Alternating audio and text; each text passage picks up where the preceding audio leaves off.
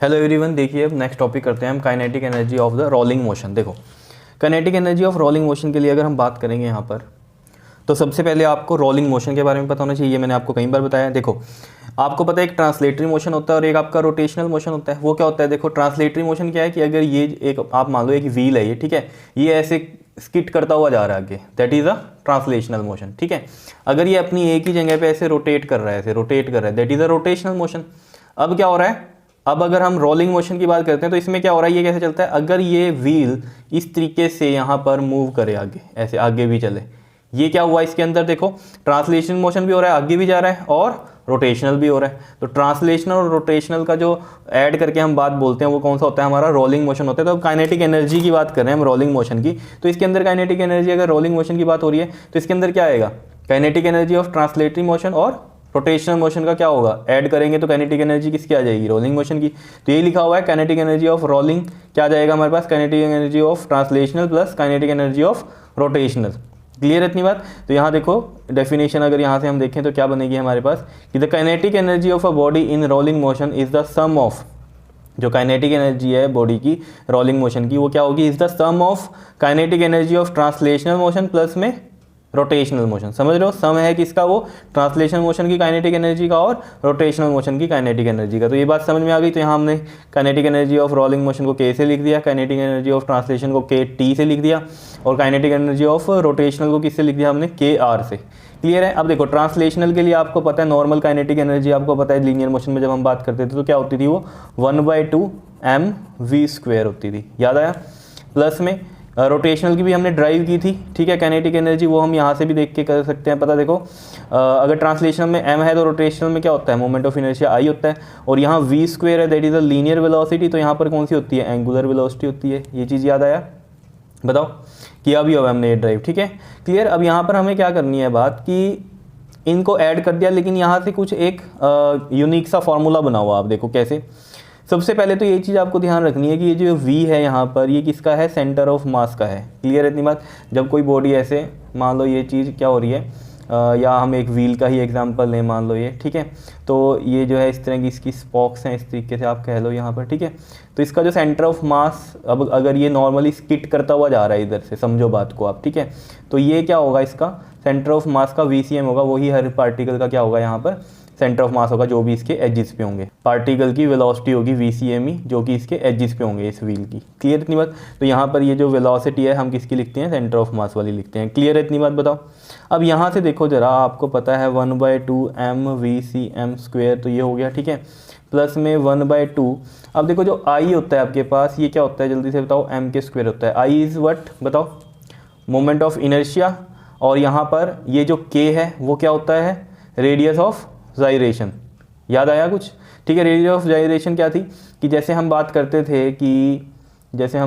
थे कि एक रोड है, मान लो यहाँ पर ये रोड है एक, ठीक है, इस पूरी रोड का हमने एक मास सपोज कर लिया कि सारा मास यहाँ है, ठीक है, और इस एक्सिस के अलोंग ये क्या कर रही है, रोटेट कर रही है इसके चारों तरफ, ठीक है। तो ये हमने क्या मान लिया, सपोज कर लिया पूरे इस रोड का मास यहाँ पर है, ठीक है, और उसको हमने ये लिख दिया k की दूरी पे है ये, तो इसको क्या बोलते हैं हम, रेडियस ऑफ जाइरेशन, जहाँ पर हम सपोज कर लेते हैं कि पूरा का पूरा मास यहाँ कंसनट्रेटेड है। क्लियर है इतनी बात? ये रेडियस ऑफ जाइरेशन। तो मोमेंट ऑफ इनर्शिया वहाँ पर कैसे निकलता है, वैसे तो आपको पता है मास इंटू में क्या होता है, रेडियस का स्क्वायर, तो यहाँ रेडियस ऑफ जाइरेशन आएगी k का स्क्वायर हो जाएगा। क्लियर है? तो हम यहाँ पर लिखेंगे क्या, mk² और ओमेगा। अब देखो ओमेगा जो होता है वो क्या होता है आपके पास, देखो ओमेगा की वैल्यू कैसे आएगी यहाँ पर, आपको पता है एक लीनियर वेलोसिटी में और जो एंगुलर वेलोसिटी होती है उसमें क्या रिलेशन होता है, बताओ, v में r ओमेगा होता है। और यहाँ मैंने आपको क्या कहा था, ये सेंटर ऑफ मास की लेनी है, जो वेलोसिटी लेनी है। क्लियर है? तो velocity of centre of mass हो गई है, ठीक है। तो यहाँ से अगर हम ओमेगा की वैल्यू देखें तो ये क्या बनेगी, VCM/r बन जाएगी। क्लियर है इतनी बात? तो ये यहाँ पर आप I की वैल्यू पुट करो, ये वाली, ठीक है, ये तो कर दी हमने यहाँ पर पुट, और ओमेगा की ये वाली वैल्यू पुट करो यहाँ पर, ठीक है। तो यहाँ पर देखो ओमेगा की वैल्यू पुट करेंगे VCM अपॉन में क्या है, R, और इसमें रेडियस हम कैपिटल R से लिख लेते हैं, तो ये कैपिटल R कर दिया हमने यहाँ पर। क्लियर है? कोई दिक्कत तो नहीं है इसमें, ठीक है। तो VCM/r, और ओमेगा का स्क्वायर है तो इस पूरे का स्क्वायर हो जाएगा, तो ये VCM² और ये R² हो गया। क्लियर? यहाँ से देखो हम कॉमन लेते हैं इसमें से 1/2 VCM और ये इसका स्क्वायर, ठीक है। तो देखो यहाँ से ये पूरी टर्म बाहर आ गई, तो यहाँ बचा 1 प्लस में 1/2 यहाँ से बाहर चला गया, m भी बाहर चला गया, क्या बचा इधर ये k स्क्वायर, और ये VCM का स्क्वायर भी बाहर है, और नीचे क्या बचा है r स्क्वायर, तो हम यहाँ पर ये r स्क्वायर लिख देते हैं। क्लियर है। तो ये आपके पास आई है kinetic energy of rolling motion. Clear है, इतनी बात याद रहेगा ये फॉर्मूला आपके पास, बताओ, ठीक है जी। तो ये आपको याद रखना है। क्लियर। अब देखो इसको अप्लाई कैसे करते हैं, किस तरीके के क्वेश्चन आ सकते हैं पेपर में आपके पास, वो देखते हैं। देखो जैसे एग्जांपल है 7.16 आपकी एनसीईआरटी में पेज नंबर 175 पे, देखो बहुत ही सिंपल क्वेश्चन है। कहता है 3 बॉडीज अ रिंग, एक रिंग है और एक क्या है, सॉलिड सिलेंडर है, ठीक है जी। सॉलिड सिलेंडर आपका किस तरीके से होगा, इस तरीके से, ठीक है, सॉलिड सिलेंडर है, एंड अ सॉलिड स्फीयर, और एक क्या है, सॉलिड स्फीयर है, ठीक है जी, सॉलिड स्फीयर है ये, ठीक है। Roll down the same inclined plane, roll down the same inclined plane without slipping. देखो रोलिंग हो रही है, यानी कि यहाँ पर इस तरीके से है, ये आपको बताया हुआ, देखो ये है जैसे, क्लियर। जैसे मान लो ये इसकी हाइट h है और ये इतना एंगल पे इंक्लाइंड है। यहाँ से मान लो ये, जैसे हमने एक एग्जांपल लिया जो कि बुक में आपका बना हुआ है डायग्राम, ठीक है। ये क्या है, रेडियस r की रिंग है या स्फीयर है, यहाँ पर क्या है आपका जो सिलेंडर है। सिलेंडर भी देखो, अगर आप साइड से देखोगे ना, सिलेंडर का ये वाला पार्ट ही दिखेगा आपको, ये वाला पार्ट दिखेगा, तो वही चीज़ यहाँ पर दिखाई हुई है, ठीक है। तो ये रोल हो रहा है सेम इंक्लाइन प्लेन पे। तो आपसे क्या पूछ रहा है कि they start from the rest, obvious होते हैं यहाँ रेस्ट पे, उसके बाद ये नीचे आइए। The radii of the bodies are identical, radii same है सभी की। Which of the body reaches the ground with maximum velocity, कौन सी बॉडी मैक्सिमम वेलोसिटी से आएगी, ये चीज़ पूछ रहा है आपसे। देखो सबसे पहली तो बात देखो, यहाँ पर आपको ये साफ पता चल रहा है यहाँ पर कि जो पोटेंशियल एनर्जी है, यहाँ पर जो पोटेंशियल एनर्जी है वही जो है कन्वर्ट होगी जाएगी किसमें, काइनेटिक एनर्जी में। ऑब्वियस ही बात है, फुल जितनी पोटेंशियल एनर्जी है वो कन्वर्ट हो जाएगी किसमें, काइनेटिक एनर्जी में, क्योंकि यहाँ ये पूरा का पूरा रोल डाउन हो रहा है। तो जब तक यहाँ नीचे तक आएगी है तो पूरा का पूरा क्या हो जाएगा, काइनेटिक एनर्जी चेंज हो जाए, जो पोटेंशियल एनर्जी है वो चेंज हो जाएगी किसमें, काइनेटिक एनर्जी में, ठीक है। तो यानी कि हमें ये चीज़ पता चल रही है यहाँ से, पोटेंशियल एनर्जी चेंज होगी काइनेटिक एनर्जी में। पोटेंशियल एनर्जी का फॉर्मूला क्या होता है, mgh होता है।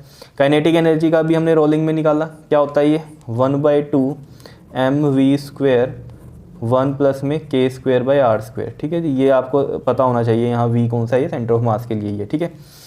तो ये mgh हो गया, ये 1/2 mv², 1 प्लस में k²/r² हो गया, ठीक है। अब यहाँ से हम एक्चुअली में करना क्या चाह रहे हैं, v का वैल्यू निकालना चाह रहे हैं इस वेलोसिटी का, ठीक है। तो वो कैसे निकलेगी, देखो पहले तो फॉर्मूला बनेगा, अगर हमारा ये m से m कट गया, 2 इधर चला जाएगा, कितना आ गया ये 2gh, और यहाँ से अगर हम देखें ये वाली टर्म इसके नीचे आ जाएगी, 1 प्लस में k²/r², ये आ गई, ठीक है जी। और ये रहा v², क्या इतनी बात क्लियर है, ठीक है।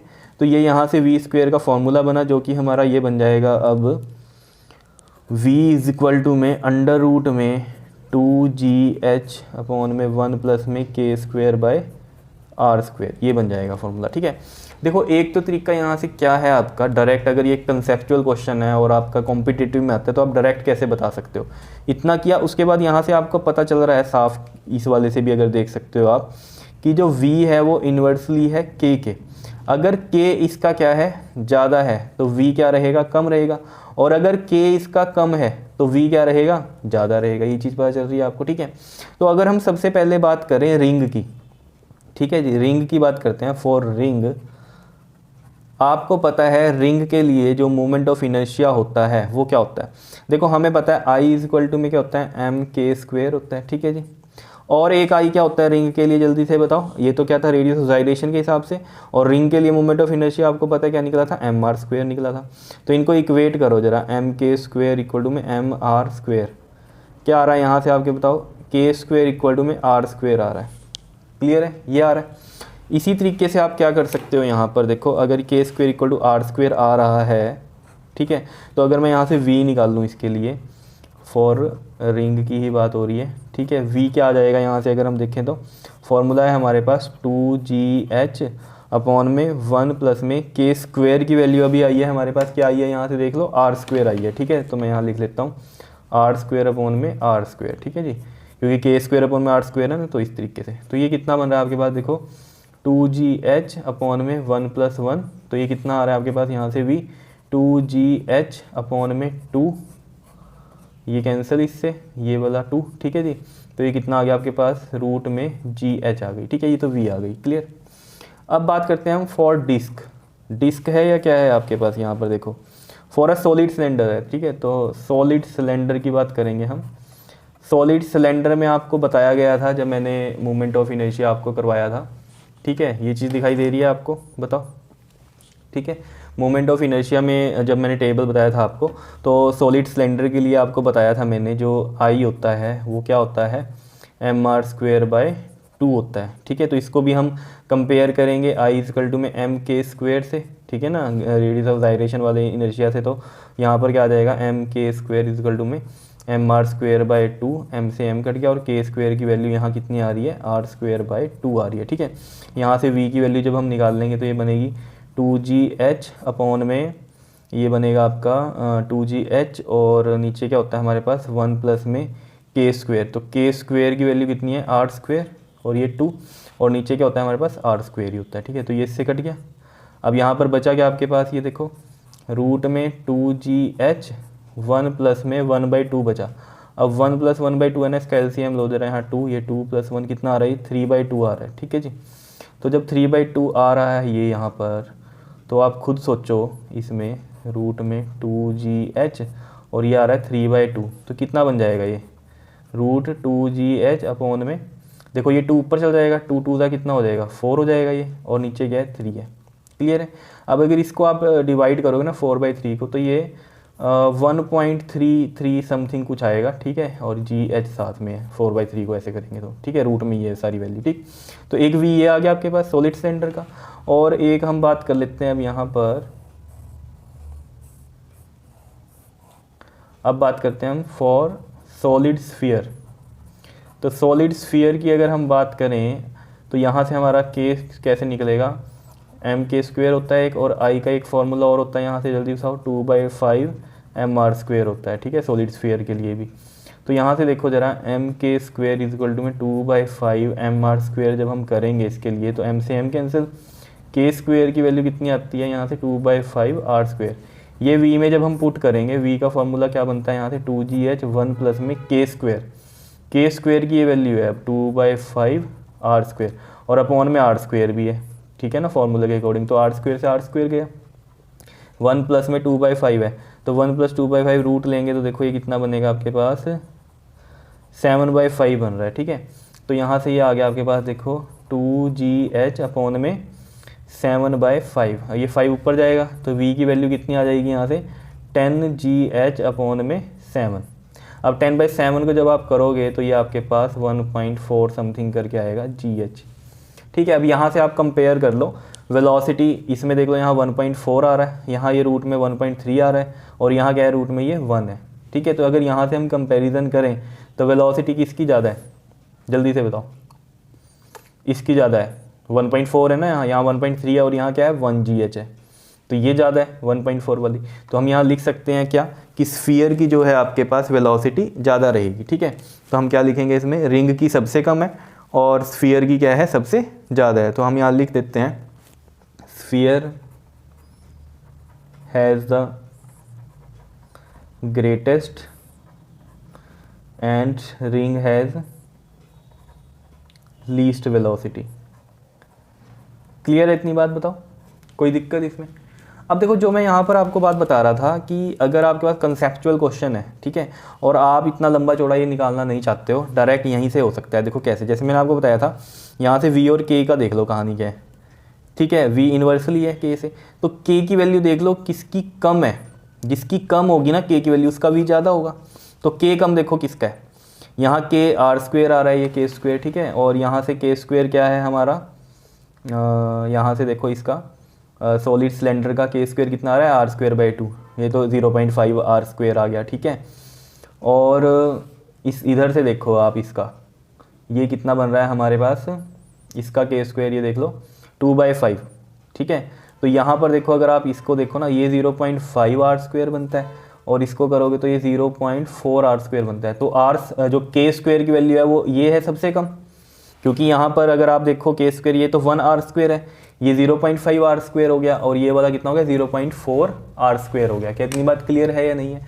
तो यहाँ से आप देख सकते हो ना k² जो है वो किसका सबसे कम है, स्फीयर का सबसे कम है, तो स्फीयर का अगर सबसे कम है तो उसकी वेलोसिटी क्या रहेगी, सबसे ज़्यादा रहेगी। आप ऐसे आज सोच के इसका आंसर कर सकते थे, ठीक है, अगर इतना लंबा चौड़ा आपको नहीं करना था। और मैंने आपको यहाँ पर बता भी दिया, अगर v का हमारा ये फॉर्मूला निकल गया यहाँ पर तो हम ये चीज़ यहाँ पर कर सकते हैं।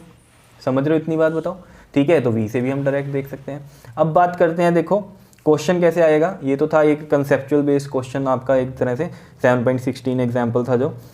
अब न्यूमेरिकल देखो कैसे कहता है थिन होलो सिलेंडर ओपन। अब देखो ये चीज़ें आपको ना समझ में आ रही होंगी, जो मूवमेंट ऑफ इनर्शिया का जो टेबल बनाया था हमने, अब ये प्रूफ तो नहीं किए थे हमने सिलेंडर के लिए, होलो सिलेंडर के लिए, लेकिन टेबल बनवाया था इसलिए कि न्यूमेरिकल्स आएंगे, वहाँ से आपको वैल्यूज याद रहनी चाहिए। तो कहता है thin hollow cylinder open, hollow cylinder है तो याद रखना आई जो था हमारे पास इसका क्या होता है, mr² होता है, याद रखना, क्लियर है, होलो सिलेंडर के लिए, ठीक। Open at the both the ends and weighing 5 kg, ठीक है जी, यानी कि जो मास है इसका वो दिया हुआ है कितना जी, 5 kg का, ठीक है। With the speed of v दे रखा है 10 मीटर पर सेकेंड का, विदाउट रोटेटिंग, ठीक है, without rotating rolls the same speed without slipping. मतलब क्या कह रहा है ये आपको, एक तो क्या कह रहा है ए पार्ट में कि स्लाइड करता है विद द स्पीड ऑफ कितना 10 मीटर पर सेकेंड, ए पार्ट है अगर ये हमारा स्लाइड कर रहा है। स्लाइड का मतलब क्या होता है, देखो सिंपल सी बात ये है, कोई चीज़ जब स्लाइड करती है तो that is a translatory motion. जब कोई जो ऑब्जेक्ट है जब रोल करता है, ठीक है, रोल करता है एक ही जगह पे, तो that is a rotational. Rotation में हम ये कह सकते हैं कि अपने ही एक पर्टिकुलर एक्सिस पे वो घूम रहा है, ठीक है ना। जैसे मैंने ये कहा था कि जैसे मान लो ये चीज़ है, ये अपने एक्सिस पे ही घूम रही है, तो दैट इज़ अ रोटेशनल। लेकिन जब वो रोल करती हुई आगे बढ़ जाए, ठीक है, जैसे यहाँ पर ये सिलेंडर है, रोल करता हुआ आगे बढ़ जाए तो वो क्या होगा, रोलिंग मोशन होगा, ठीक है। तो यहाँ फर्स्ट पार्ट में कह रहा है कि slides with the speed of this without rotating, and B क्या कह रहा है, rolls with the same speed without slipping. अब रोल हो रहा है यानी कि बी पार्ट में क्या कह रहा है, रोलिंग मोशन है, सेम स्पीड से है। Compare the kinetic energy of cylinder in the 2 cases. तो देखो फर्स्ट केस जो कौन सा है इसमें आपके पास ये ट्रांसलेशनल मोशन का है, क्लियर है। तो इसके लिए काइनेटिक एनर्जी आपको पता ही है, काइनेटिक एनर्जी ट्रांसलेशनल की क्या होती है, 1/2 mv²। तो ये डायरेक्ट आएगा 1/2 इंटू में 5 और v कितना है 10, तो 10 का स्क्वायर दैट इज 1/2 5 इंटू में 10 इंटू में 10, 2 5 5 5 25, 25 इंटू 10 दैट इज 250, ठीक है जी। तो ये हमारे पास कितनी आ रही है, 250 जॉउल आ रही है, ठीक है। एनर्जी है तो जॉउल में हम लिख सकते हैं ये, ठीक। अब बात करते हैं बी पार्ट की। बी पार्ट हमें साफ पता चल रहा है रोलिंग मोशन है, तो रोलिंग मोशन के लिए आपको काइनेटिक एनर्जी पता ही है क्या होती है, जल्दी से बताओ। काइनेटिक एनर्जी रोलिंग मोशन के लिए अभी फॉर्मूला करवाया था मैंने, 1/2 mv², VCM लिख दो या v² लिख दो, ठीक है। ये अंडरस्टूड है, यहाँ पर v कौन सा दिया हुआ है ये, ठीक है, वही v है, ठीक। 1 प्लस में k² में r²। तो अब यहाँ पर भी देखो इस k² की वैल्यू निकाल दोगे आप सबसे पहले तो, बिकॉज हमें यहाँ पर ना तो r पता है ना ही k पता है, ठीक है ना। तो हमें पता है I = में इसका क्या होता है, mr² होता है अगर होलो सिलेंडर की बात हो रही है। और जायरेशन वाला मूवमेंट ऑफ इनर्शिया से अगर हम इसको कंपेयर करेंगे तो k² कितना आ रहा है हमारे पास, r² आ रहा है, ठीक है। तो यहाँ पर हम लिख देंगे ये r²। क्या इतनी बात क्लियर है या नहीं है बताओ। तो यहाँ पर लिख देते हैं हम ये 1/2 mv², 1 प्लस में ये r² हो जाएगा, ये क्लियर है इतनी बात या नहीं बताओ। और ये हो जाएगा आपके पास 1 + 1 1/2 mv²।